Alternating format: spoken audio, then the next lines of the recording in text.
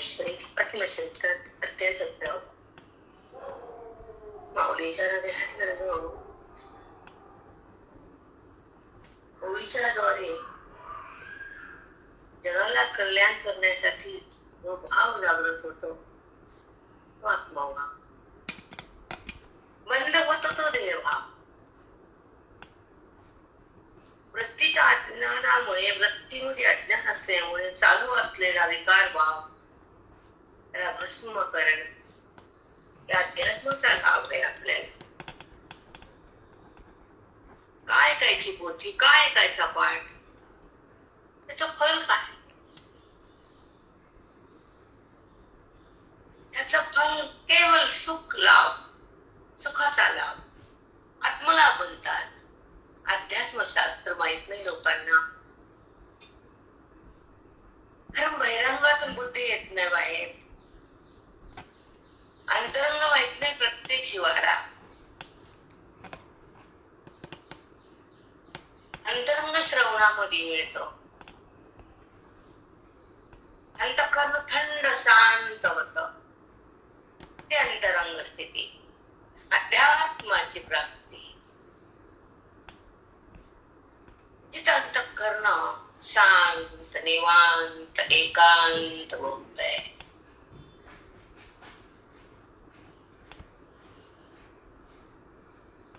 त्या अंतरंगामध्ये बुद्धीचा प्रवेश होतो, तेव्हा त्याला आत्मारामाचा स्पर्श बघता येतो. तो श्रवणाचा लाभ साधकाला होतो. दुर्भाग्य जातस भाग्य येत. तिथं अज्ञान संपत, ज्ञान फुलत, हृदय पावन होत, आनंदाला सुरुवात होती, दुःखाची माती होती. तीच काही आत्मस्थिती. ज्या अंतःकरणात दुःखाला उगम नाही, ज्या अंतःकरणात देहाचा संबंध नाही, ज्या अंतःकरणात जगताला बोलत नाही, जे अंतःकरण विषयाकडे जात नाही, जे अंतःकरण प्रभूला सोडत नाही, त्याला अंतरंग परमार्थ श्रवण म्हणतात. वेदाचा लाभ म्हणतात, संताचा संग म्हणतात, गुरुचा उपदेश म्हणतात, गीतेचं फल म्हणतात, ओवीचा रस म्हणतात, अध्यात्माचा कस म्हणतात.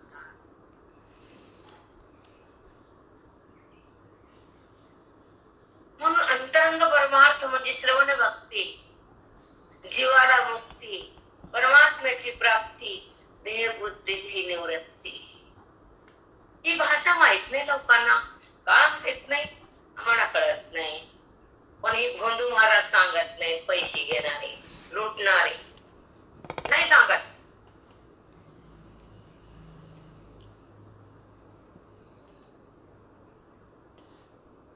म्हणणं जरुरीच आहे. बुद्धीला मुक्त करणं महत्वाचं आहे. अंतःकरणातली अविद्येला नष्ट करणं हे श्रवणाचं महान फल आहे. देहाचा संबंध संपतो हे श्रवणाचं भाग्य आहे. बुद्धी भगवंताकडे जाती हे वेदाचा रस आहे. मन ईश्वराकडे थांबत हा कस आहे. मी कोण कळत अज्ञानाचा फेस आहे.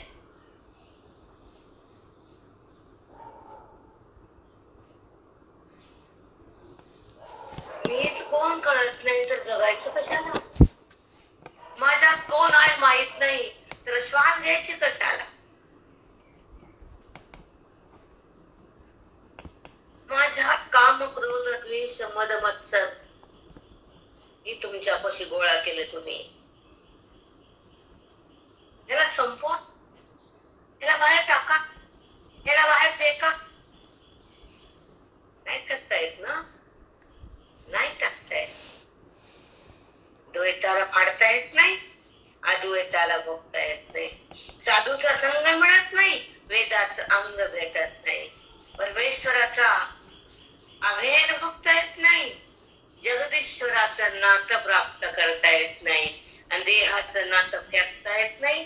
कशाला जन्म घेतला बाई, तुझ्या जीवाची लाई लाई.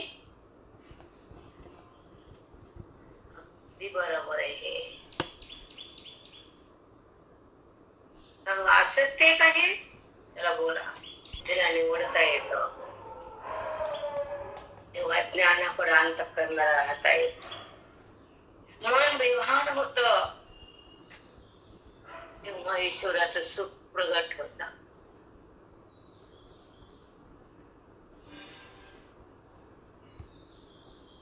ते सुख खंड असत, संपत नाही. त्या सुखाला टाकता येत नाही आणि बुद्धीला देहाकडे जाता येत नाही. त्याला आत्मचिंतन, त्याला वेदांताची वृत्ती म्हणतात, त्याला शास्त्राची पुनर्वृत्ती म्हणतात, त्याला अंतःकरणाचं गुह्य ज्ञान म्हणतात. इथे गुह्यतमं ज्ञानमुत्तमम्. 9 अध्याय. गुह्य उघड केलं भगवंतानं माऊलीनं. गुह्य ज्ञान सांगतो म्हणले, पवित्रम मीदमुत्तम. गुह्य पवित्र आहे, उत्तम आहे, एक आहे, सुंदर आहे, ते तुला देणारे ते आत्मज्ञान आहे.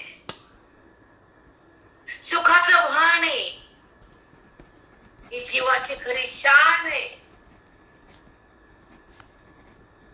ज्याला हे कळत नाही त्याचं मन घाण आहे, अपवित्र. पवित्र लोक ते ज्याला आत्मचिंतन नाही, ज्याला साधूचा संग नाही, ज्याला वेदाचा अंग नाही, ज्याला ओवीचा रस नाही, ज्याला श्लोकाचा कस नाही. अपवित्र बुद्धी जी फक्त संसार करती, जी फक्त देहाला बघती, जी फक्त विषय चाकती, जी फक्त भ्रमात जगती, जी पुन्हा शेवटी मातीत जाते. कल्याण नाही. त्या बुद्धीला ओळख नाही ईश्वराची. ते अंतःकरणात शांत नाही, ते अंतःकरणात भगवंत नाही. म्हणून असला जीव बेकामी, निरर्थ जगला, निरर्थ वाढला, निरर्थ मेला. संसारी म्हणते त्यात समजून घ्या. मराठी भाषा आहे, इंग्लिश नाही. मराठी आहे साधी. काय जन्माला आलो आणि आम्ही काय करायला?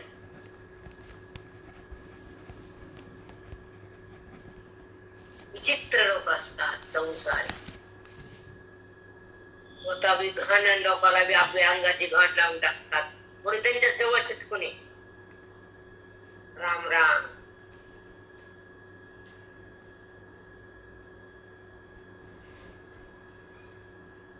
म्हणून साधक चांगले, साधना ज्ञानाची, साधक पुण्याची, साध्य भगवंताचं, ही रीती ज्ञानाची, आकाक्ष बोधाचा, हे फल सुखाचं, हे ज्ञान वेदाचं, हे संग महात्म्याचा, हे ज्ञान ओवीचं, हे कर्ण बुद्धीचं, हा प्रसाद मोक्षाचा आणि हा काल कल्याणाचा.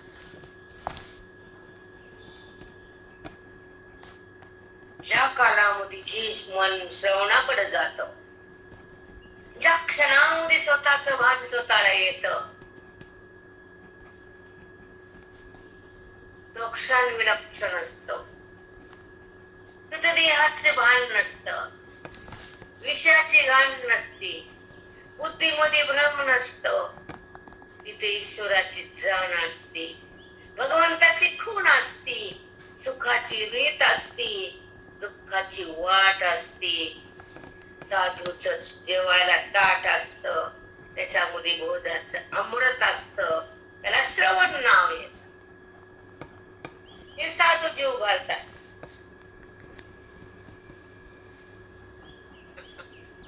शास्त्रांगणवर माऊली अज्ञानाचा नाश करण्यासाठी, सत्संग का करायचा असं त्याचा बात करण्यासाठी, ओवीचं फल का भोगायचं मनाला ईश्वराकडे नेण्यासाठी आणि अविद्येचा नाश होण्यासाठी. या संसारिकाला विचारा अविद्या म्हणजे काय? त्याच्या शेंडी वगैरे माहित असते का? काय डुलते, काय चलते, काय नाचते, काय असते, ढेपूळ कुठला शेतातला काळ्या मातीचा, काय जन्माला काय केलं? आयुष्य संसाराला दे नाचू नाचू, आणि हातात काय आहे तुझ्या खापर, नाचतीच नाचती. मी हुशार आहे, गाडी लाव तुझ्या हुशारीला. ज्या क्षणात संत भेटले, ज्या क्षणात ग्रंथ हृदयात आले, तो क्षण आपल्या भाग्याचा. जिथं सत्संग होतो, तिथं श्रवण मिळत, तिथं अध्यात्माचा लाभ होतो, आयुष्य सुवर्णमय होतं. वस्ती चिंध्यान पाय पुसण्या बघत, कुठे गाळणं म्हणते, वट्ट्यावरचं गाळणं, पायाकडचं पुसणं, त्याची काळजी तिला. बाप्पा नमस्कार असल्या बाईला रे वा वा. ते किती संसारात मन अडकलेलं असतं घाट. पण आपल्याला काय करायचं आणि आपण काय करतोय. हा मनुष्य देह दिला, बुद्धी दिली, मन दिलं, संत दिले, ग्रंथ दिले, तर भगवंताकडे जावं लागतंय. स्वतःला स्वतः पाहावं लागतं, वेदांताकडे यावं लागतं आणि भगवंत व्हावं लागतं. ओवीला मन द्यावं लागतं.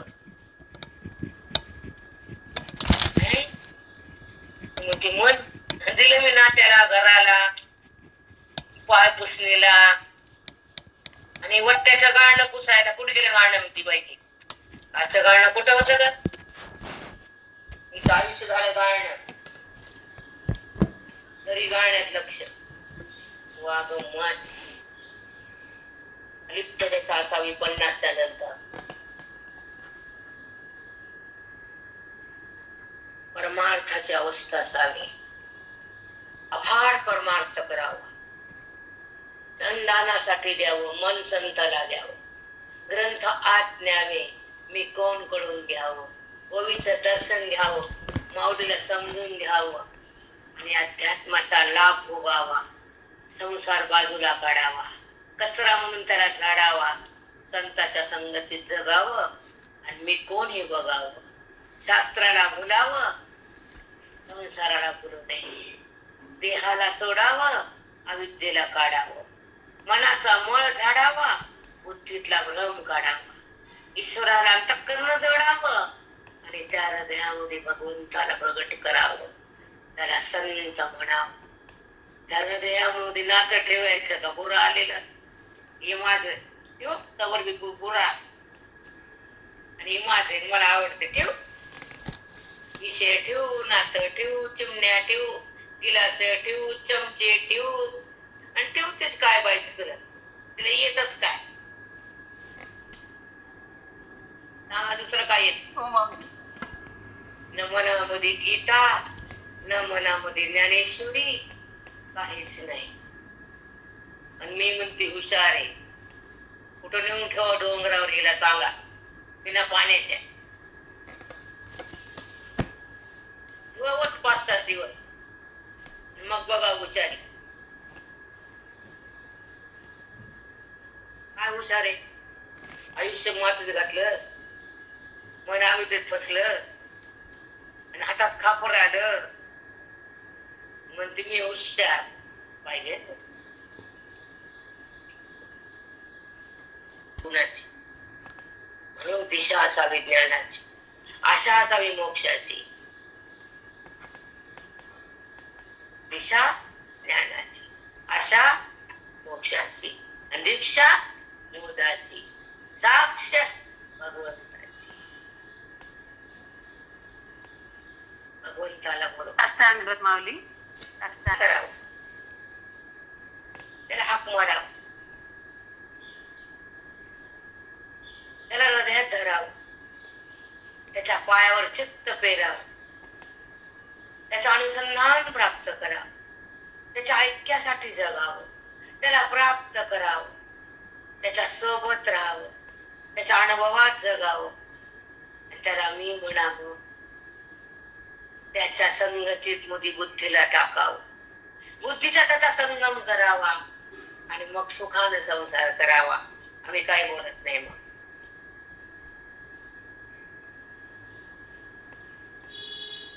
डबे कळत फुगती फुग्यासारखी इतकी.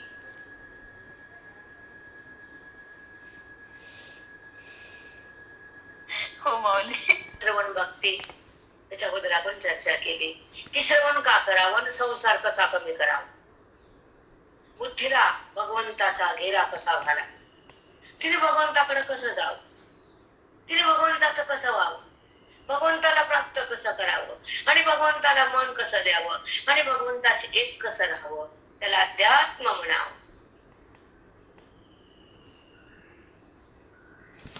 भगवंताला अर्पण करायचं, त्याचं तर सर्पण होणारच आहे. पण ज्या आयुष्यात ज्याची प्राप्ती जर केली नाही, आयुष्य पाण्यात घातलं तुम्ही पाण्यात. जे करायचं ते करायचं नाही, मुक्तीसाठी जगायचं, भक्तीसाठी जगायचं, संतासंग थांबायचं, ओवीचं अवलोकन करायचं, अध्यात्मात जीवन जगायचं, मी कोणी समजून घ्यायचं, देह भावाला सोडून अलिप्त व्हायचं, संसाराला सारून त्या भगवंताकडे जायचं, बुद्धीचा भेद मोडून अभेदात थांबायचं आणि प्रारब्धाला चुरगळा करून ईश्वराला समर्पित व्हायचं.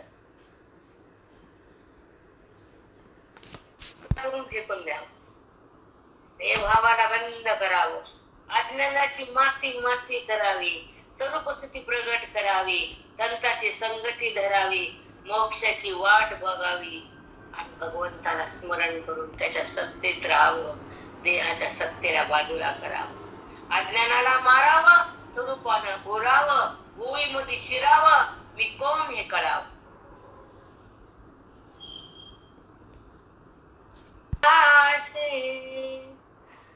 या संताचे उपकार माझ्या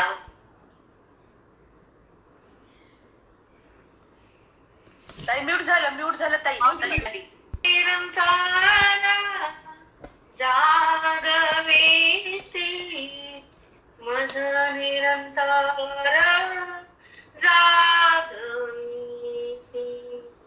काय द्यावी त्यासी व्हावे उतराई, काय द्यावे त्यासी व्हावे उतराई, ठेवी तो पायी जीव थोडा, ठेवी तो पायी जीव थोडा, काय द्यावे त्यासी व्हावे उतराई, काय द्यावे त्यासी व्हावे उतराई.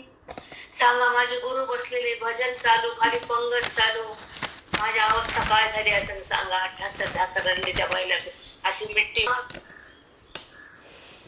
चार वेदाचा बोध मी माझ्या गुरुनं मला माझ्या पाऊस टाकला आणि मी काय दिलं, ठेवी तो हा पायी जीव थोडा, जीव थोडा. बसू वाटलं नाही, एका क्षणात आपण करतात ते साधक उद्धरतात. भगवंत त्याची वाट बघतो, त्याच्या सोबत तो प्रगट होतो, त्याला आपल्या सोबत घेतो, त्याला ऐक्याचा अनुभव देतो, मन पांडुरंग होत आणि बुद्धी ब्रह्म होती. ही ज्ञानाची रीती, ही वेदांताची फलप्राप्ती, ही श्रवणाची ही रीत आहे. श्रवणाचं फल आहे की जीव मुक्त होतो, खरा भक्त होतो, हृदयात आवरण भस्म होत, मन शांत होत, अंतःकरण राम होत आणि सदा रामाचं ऐक्य भोगता येत. हा महान भक्त होतो. त्रिलोक्यात महान भक्ती, महान भक्ती, त्या भक्तीमध्ये राम आपल्याशी एकरूप होतो, ज्या भक्तीमध्ये हृदयात पांडुरंग प्रगट होतो, ज्या भक्तीने जीव शिव होतो, ज्या भक्तीने अज्ञान भस्म होतं, ज्या भक्तीने जन्म मरण थांबतं, ज्या भक्तीने अविद्याचा नाश होतो आणि ज्या भक्तीनं अंतःकरणामध्ये ईश्वराचा संबंध प्रगट होतो आणि तो संबंध सदा राहतो, देह पडला तरी. ऐका, जे भाग्य धरी उन्नती आपल्याची परी सन सुरध संपत्ती. बापरे, हे तिन्ही एकी मिळती. बघा, सण सुरत आणि संपत्ती. एखादा सण आणि श्रीमंत घर आहे, कशाला कमी नाही. ते सण कसा थाट करते सांग. तिथे थाटाला कमी का सणाला?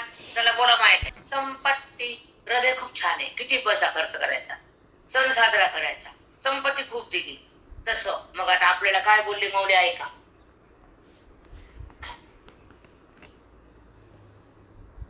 हे तिन्ही एकी मिळती. हे तीन एका ठिकाणी आला, सण आला, तुला चांगलं हृदय आलं, पैसा खर्चणार किती बाई, चिकट बाई नाही, आणि संपत्ती खूप आहे. ती एकत्र आली. त्या घरामध्ये सणाला कशी उधळण करायची, किती आनंद घ्यायचा. ते एकत्र आल्यावर काय आनंद होतो हे सांगताच येत नाही, असं माऊली बोलतात. जे भाग्य धरी उन्नती, ते भाग्य उन्नत होतं, वरचार वरचार वाढतं. पुन्हा आपुल्या विषय, मग ते द्रव्य, ते भोग, तो सण, ती संपत्ती, ते घर आणि ते माणसं, त्या थाटाला कमीच नाही. हे तिन्ही एकत्र आलं, सण सुरत आणि संपत्ती. हा दृष्टांत आहे, कळालं का? धन्यवाद. सत्रिया 70. आता बघा पुढं. तैसे निपजावया दान, जे सत्वासी ए संहासन, ए देशे काले भाजन द्रव्यही मिळे. ते देशे काले भाजन द्रव्यही मिळे. जसं सण सुरत आणि संपत्ती एकत्र आल्यावर त्या घरात सण अति उत्तम साजरा होतो. तसं देश काल पात्र पवित्र असलं, त्या ठिकाणी कमाई केली, ते पैसा दान दिला, ते दान सात्विक होतं, त्याचं मन शांत होतं, त्याला भगवंत प्राप्त होतो, तो संताकडे सहज होतो, त्याला वेदांत कळतो आणि मन भगवंत होत. जे सत्वासी ए संहासन, तिथं सत्वगुण प्रगट होतो. ते दान देश काल पात्र बघून जर केलं, चांगल्या देशात चांगल्या कालात चांगल्या मनानं धर्मानं कमवलेलं धन चांगल्या पात्राला दिलं, तर ते दान सात्विक होतं. त्या सात्विक दानामुळे हृदय पवित्र होतं. पवित्र हृदयामुळे माझी प्राप्ती होते, माझ्या प्राप्तीमुळे मला तुला मुक्ती येते, आणि मुक्ती मिळाल्यावर ते सात्विक दान तुझ्या मनाला राम बनवत. असं भगवंत बोलले ज्ञानोबाराय अर्जुनाशी. कृष्ण परमात्मा बोलले अर्जुनाशी, ज्ञानोबाराय बोले जगताशी.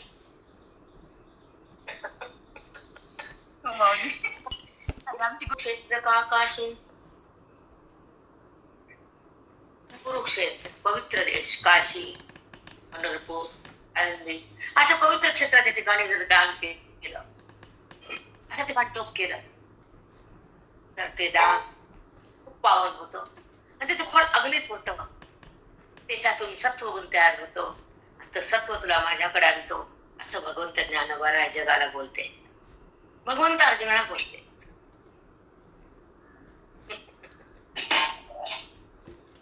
चंद्र राहू मेळ तेथ रवी चंद्र राहू मेळू, होता पाहे पुण्यकाळू, का तया सारी खा निर्मळू आनही झाला. रवी चंद्र राहू मिळू. तर एखाद्या वेळेस चंद्रग्रहण सूर्यग्रहण असलं आणि पवित्र क्षेत्रात असलं आणि त्या ठिकाणी हाताने धर्म केला, तर त्याची बुद्धी अर्पण होती मला. माऊलीची वाणी आहे, वेदांताचं खान आहे, खान सुखाची. कळत नाही. एक माऊली जर कळाली तर विश्वाचे ग्रंथ मिळाले. लिहून ठेवा घरामध्ये भिंतीवर. एक माऊली जर लागली ग्रंथ ज्ञानेश्वरीनं हजारो आयुष्यात, तर विश्वाच्या ग्रंथाचा भंडाराचा प्रसाद हातात आला. पण कळतंय कुणाला? सार म्हणजे ज्ञानेश्वरी. जेवढे ग्रंथ विश्वात हिंदू धर्माचे लाखो, त्याचा सार म्हणजे ओवी, त्याचा फळ म्हणजे श्लोक, त्याची अनुभूती म्हणजे मोक्ष, त्याचं ऐक्य म्हणजे सुख, त्याची प्राप्ती म्हणजे श्रवण आणि त्याचा भोग म्हणजे मुक्ती. ही फलप्राप्ती श्रवणाची. काही करू नका, श्रवण करा. कुठं माती हिंडू नका, जाऊ नका, काही करू नका, पण श्रवणाला मन द्या. बाई किती भांड्याला, घराला, पाय पुसणीला, नात्याला. नात्यात तर अशी मरती की नाही, कुजू कुजू मरती. इकडे ये ना बाहेर, तोडकी ते घाण सगळी. अवघड आहे. मनात जरा प्रपंच भरला, लिंग देहाला तसंच जिवंत ठेवला. हा स्थूल देह भस्म होतो जाळून, आणि मधला लिंग देह मन बुद्धी तशीच फिरते अवरात्र मृत्यू लोकात. या बाईला कोणी सांगा मन, संसारिक किडे, गुडदाचे वडे, जन्मतच कशाला कोणाला माहिती. लई त्रास होतो या लोकांना. वाटतं वाया चालली, वाया चालली, वाया चालली. याचं कसं व्हावं, याचं कसं व्हावं. यांना मुरावं लागल, मृत्यू लोकात फिरावं लागल, गर्भागर्भात जावं लागल, पुत्र मांजर बनावं लागल, अशी काळजी वाटते. तुकोबा म्हणले का नाही, खंती ते न करा होय गाढव कुत्रा. म्हणले का तुकोबा, खंती ते न करा होणे गाढव कुत्रा. हो माऊली, हो माऊली. कुत्रा व्हावंच लागतं मोक्ष नाही मिळाल्यावर. पुत्र व्हा दारात, हिंडा काठी खा, गाढव व्हा उकडल्यावर जा. आधी बी बाई कोणती शाने, गाढवच की संसारातलं मोठं गाढव. ऐकी नाही, भीतीची लाईन लाव इतर हृदयामध्ये. ते कपाट तिथं पडल, त्याची वाटणी वय तुझ्या हातात, कुटणी वय तुझी कुटणी, आणि कपाटाची वाटणी आणि तुझी कुटणी यमाची. कळाले का? कुटणी. साधू नाही, बोध नाही, वेद नाही, ओवी नाही, श्लोक नाही, अभंग नाही, गीता नाही, काय नाही. टप्पी येतो यम तुला फास टाकायला गप्पून. मग टप्पी वाटणी कशाला ठेवती? वाटायला. येड कुंडलं पुचकटी येड. असा वठांतर ब्राह्मणाला, गुरुला, वेदाला, सत्संगाला, श्रवणाला, ब्रह्मसत्राला.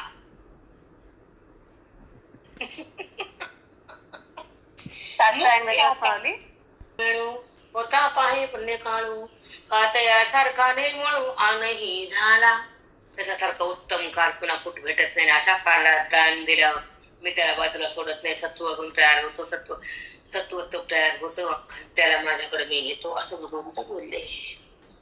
तैशा काळी ते देशी, तसा चंद्रग्रह, सूर्यग्रह, पवित्र काळ काशी, रामेश्वर, आनंदी, पंढरपूर, त्या ठिकाणी तैशा काळी ते देशी, हो आवे पात्र संपत्ती ऐसी, मूर्ती आहे धरणी जैसी, शुचित्वाची का. मग ती मूर्ती म्हणजे त्या देहाची शुचित्व पवित्र होती. त्या दानानं मन पवित्र होतं. अज्ञान तिथलं बाहेर जायला गुरु भेटतात. श्रवण भक्ती आयुष्यात लाभ होती, आणि त्याला मुक्ती मी सहज देतो.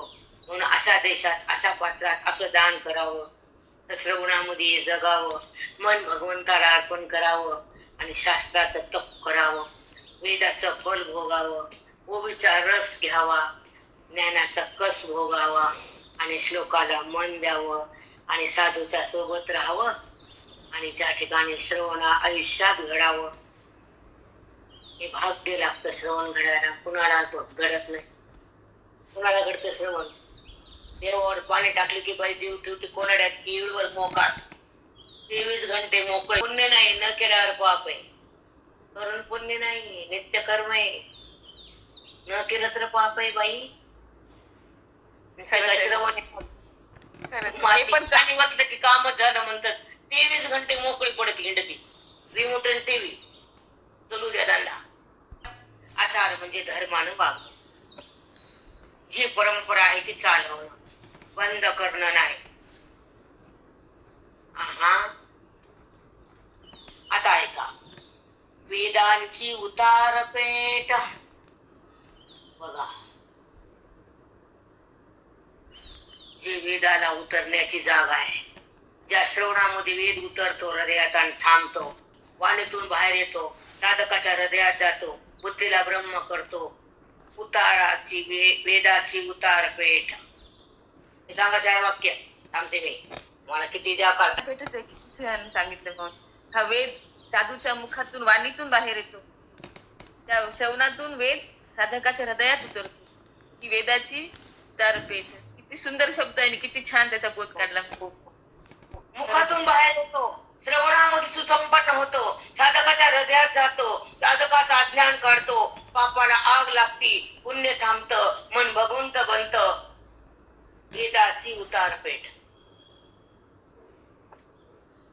बापरे, बघा बरं. श्रवण भक्तीमध्ये, अध्यात्माच्या श्रवणामध्ये तो वेद खाली उतरतो, साधूच्या मुखात हृदयात जातो, मुखातून श्रवणात बाहेर येतो, साधकाच्या हृदयापर्यंत थांबतो, अधिकाधिक साधक वेद परांगत होतो आणि तो श्रवणाच्या माध्यमातून भगवंताकडे जातो आणि वेदाचा अभ्यास करून पास होतो आणि ब्रह्मनिष्ठ होऊन देहातून भिन्न होतो आणि ईश्वराच्या सोबत एकरूप होतो. ही विचाराची वेदाची उतारपेठ. साधी भाषा आहे सांग ना. बाप, नाही नाही, कधीच नाही. किती छान वेद. एका शब्दावर तू सांग, हे समन्वय सांगा म्हणा. बाया बाकीच्या बाया जग बसत नाही, तोंड बंद शिवून. त्यांना विचार भेटत का कुठं ऐकायला. विठ्ठल श्री ज्ञानदेव तुकाराम पंढरनाथ भगवान की, मौली ज्ञानेश्वर महाराज की, सब साधु संतन की जय. बजरंग बली की जय. गुरुनाथ गुरुनाथ की